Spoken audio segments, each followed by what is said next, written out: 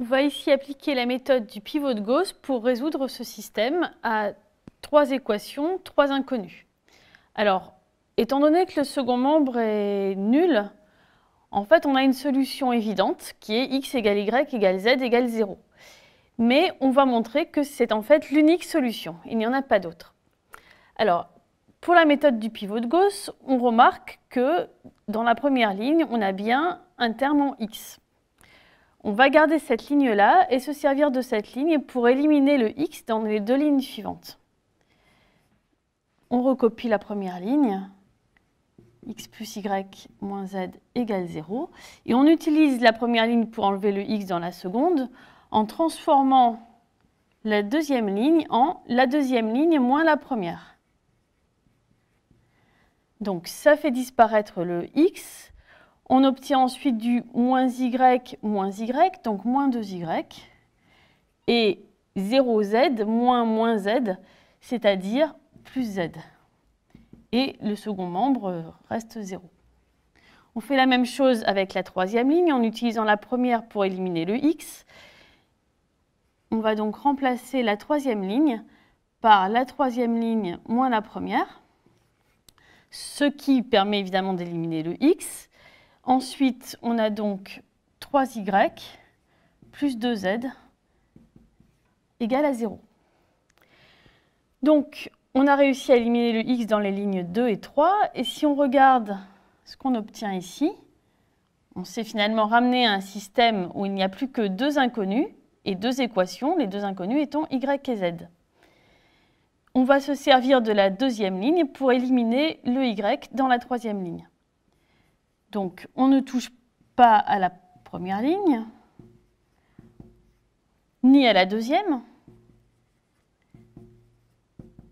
Et on va remplacer la troisième par la troisième. Alors, il faut arriver à éliminer le y.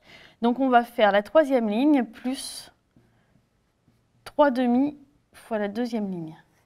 Alors, ça permet exactement d'éliminer le y. Et ici, on obtient donc du 2z plus 3/2 de z.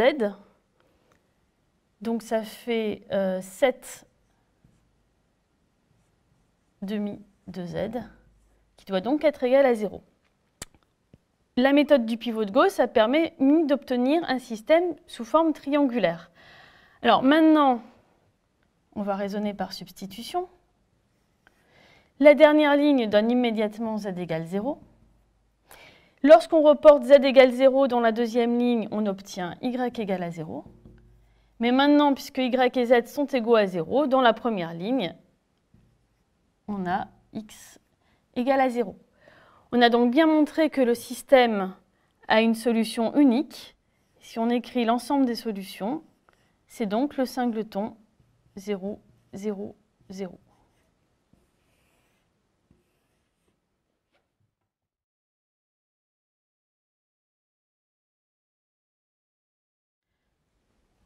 Appliquons la même méthode du pivot de Gauss pour résoudre ce système. De nouveau, on remarque que la première ligne contient bien un terme en x, et donc on va l'utiliser pour éliminer le x dans les 2 lignes suivantes. Donc pour cela, on recopie la première ligne et on n'y touchera plus jusqu'à la toute fin. Pour éliminer le x dans la deuxième, on va donc remplacer la deuxième ligne par la deuxième moins la première. Donc les x s'en vont et ensuite on obtient moins 2y moins 3z. Alors on n'oublie pas, ici on a un second membre, donc il faut faire la même opération sur les seconds membres. Donc ici cela donne 1 moins 5, c'est-à-dire moins 4. Et on va remplacer la troisième ligne par la troisième ligne moins la première pour éliminer le x, ce qui donne donc 0 fois x, plus 0 fois y moins y, donc ça fait moins y, et moins z. Et même chose, on remplace le second membre, donc 3 moins 5, ça fait moins 2. On a ici maintenant un sous-système avec 2 équations, 2 inconnues y et z. On ne touche plus à la deuxième ligne qui contient du y. et toujours pas la première ligne. Donc, les deux premières lignes sont x plus y plus 2z égale 5 et moins 2y moins 3z égale moins 4. Et on remplace la troisième ligne par la troisième ligne, moins, alors on cherche à éliminer le y, donc moins 1,5 de la deuxième ligne. Donc le y est éliminé, le z se retrouve avec un coefficient 1,5, et on obtient 0 comme second membre. Alors maintenant, on a un système sous forme triangulaire. La dernière ligne donne immédiatement z égale 0. On substitue dans la ligne du dessus. Alors la ligne du dessus, cela donne y égale moins 1,5 de 3z moins 4, ce qui fait 2. Et maintenant qu'on a y et z, on remplace dans la première ligne, donc on a x égale moins y moins 2z plus 5, et c'est donc égal à 3. Donc ce système admet une unique solution. Donc l'ensemble des solutions, c'est un singleton. C'est le singleton x égale 3, y égale 2, z égale 0.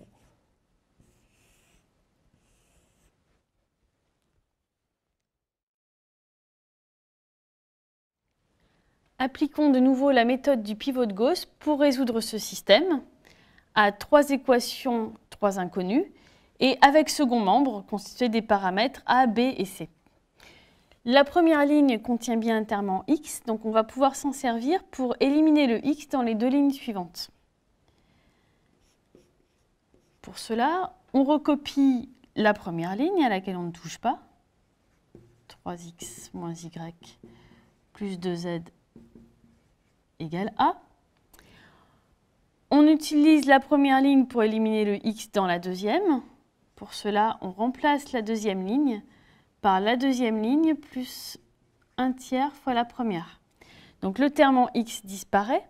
Le terme en y devient 5/3 de y. Et le terme en z devient moins 7/3 de z.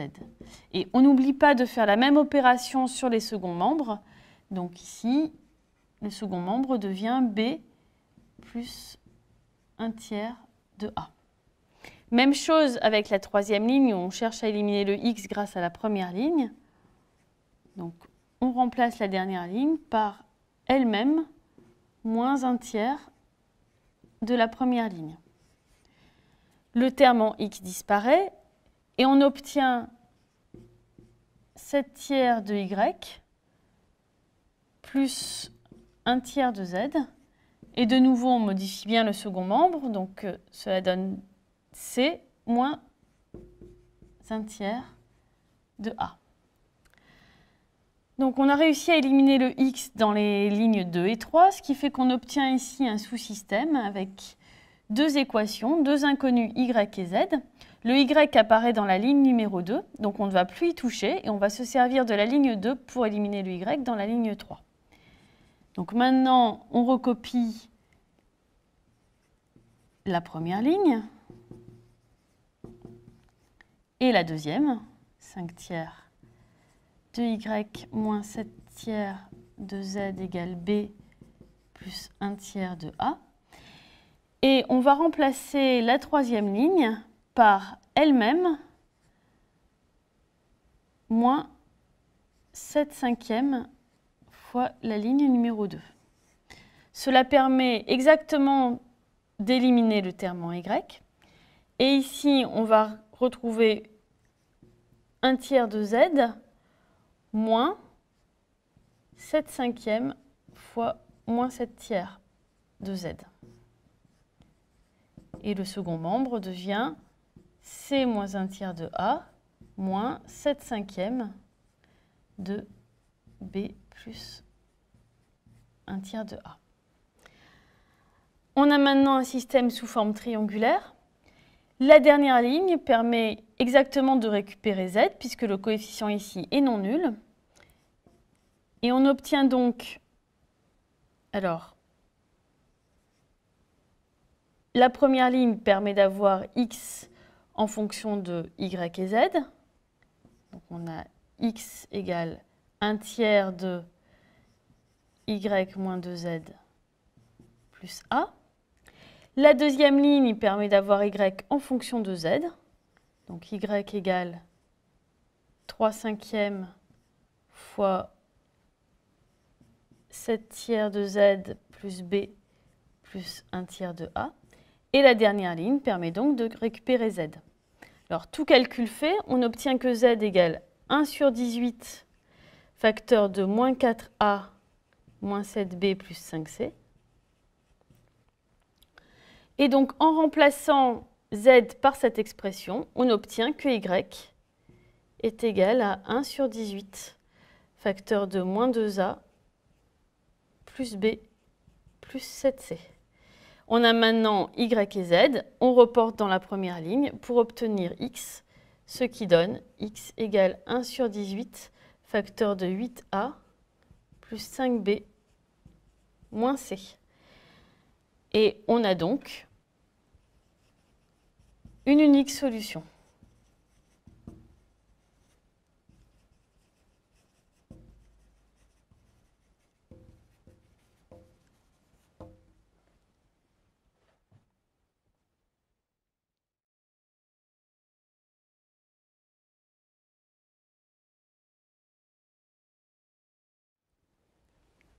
La méthode du pivot de Gauss fournit un algorithme pour résoudre un système linéaire. L'idée est la suivante. À partir du système de départ, on cherche à éliminer les inconnues les unes après les autres. Par exemple, si la première ligne contient la variable x, on va utiliser cette ligne pour éliminer x dans les lignes suivantes. Et on recommencera à l'étape d'après avec y, puis avec z, etc. de façon à éliminer au fur et à mesure les variables. Le but est d'obtenir un système sous forme triangulaire. Cela permettra de savoir si ce système admet des solutions et si oui, de les déterminer.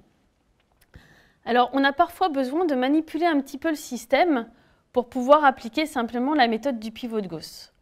En général, lorsque les inconnus s'appellent x, y et z, on prend comme première variable la première lettre de l'alphabet qui apparaît, c'est-à-dire x. Autrement dit, on va chercher à garder x dans la première ligne et à l'éliminer dans celle d'après. Alors, ici, la première ligne ne contient pas de x. Le x apparaît uniquement dans les lignes 2 et 3. Alors, dans la ligne 2, il apparaît avec un coefficient 9. Alors, l'idéal pour éliminer le x à partir d'une ligne dans les autres, c'est que le coefficient du x soit égal à 1. Alors, on pourrait diviser la ligne numéro 2 par 9. On peut aussi plus simplement décider qu'en fait, c'est cette ligne-là qu'on va choisir comme première ligne, parce qu'ici, on a 1 fois x. Donc, on commence par réécrire le système en permutant les lignes. C'est évidemment équivalent. Donc, notre nouvelle première ligne est x moins y plus z égale 0. Et ensuite, on garde la deuxième ligne, y plus z égale 1. Et notre nouvelle troisième ligne, c'est 9x plus y moins z égale 2. Puisque maintenant, on a du x ici, on se sert de la première ligne pour éliminer x dans celle d'après. Alors, dans la deuxième ligne, on a de la chance, il n'y a pas de x, donc on n'a pas d'opération à faire. Et par contre, on va transformer la troisième ligne. Alors, ici, on a un terme en 9 fois x. Donc, si on fait la troisième ligne moins 9 fois la première, on va bien faire disparaître le x, puisque le terme en x sera 9x moins 9 fois x, c'est-à-dire 0. Donc, puisqu'on ne touche pas aux deux premières lignes, le système devient x moins y plus z égale 0, y plus z égale 1, 0 fois x plus y moins 9 fois moins y, c'est-à-dire 10y, et moins z, moins 9 fois z, donc moins 10z. En n'oubliant pas de faire la même opération sur le second membre, qui devient donc ici 2 moins 9 fois 0, c'est-à-dire 2. Donc maintenant, on a éliminé la première variable des lignes 2 et 3, et on peut recommencer la même chose avec maintenant un système de 2, avec deux inconnus y et z. Dans ma ligne ici, j'ai bien un terme en y, qui en plus a un coefficient 1, et donc je vais utiliser cette ligne-là pour éliminer le y dans celle d'après. Donc, on ne touche pas aux deux premières lignes.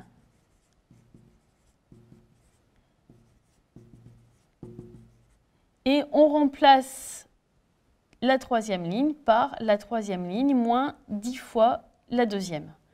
Donc, le terme en y devient 10y moins 10 fois y, ça fait 0, c'est exactement ce qu'on voulait. Et on a maintenant moins 20 fois z égale 2 moins 10, c'est-à-dire moins 8. Le pivot de Gauss nous a donc permis de transformer notre système de départ en un système équivalent, c'est-à-dire qui a exactement les mêmes solutions, mais cette fois, il est sous forme triangulaire. Cela permet d'obtenir directement, grâce à la dernière ligne, la valeur de z qui est égale à 2/5. Et maintenant, on raisonne par substitution. La ligne numéro 2 donne y égale 1 moins z, c'est-à-dire 3/5. Et la ligne numéro 1 donne x égale y moins z, c'est-à-dire 1/5. Cela permet de décrire l'ensemble des solutions du système de départ. Le système de départ n'a qu'une seule solution, donnée par x égale 1/5, y égale 3/5, z égale 2/5. On aurait pu faire le pivot de Gauss en choisissant comme variable de départ y, ou en gardant la ligne numéro 2 comme première ligne. À la fin, les solutions doivent évidemment être les mêmes, mais souvent permuter les lignes dès le départ permet de simplifier les calculs. En conclusion, une fois qu'on a obtenu les solutions, n'oubliez pas de vérifier, en remplaçant dans le système d'origine, qu'on obtient bien les valeurs voulues. Ça doit être le cas puisqu'on a raisonné par équivalence, mais néanmoins, cela permet de filtrer les erreurs de calcul. N'oubliez pas non plus de conclure. Une fois que vous avez vérifié que les solutions sont bien correctes, on écrit quel est l'ensemble des solutions du système. Donc ici, on a un singleton, 1/5, 3/5, 2/5.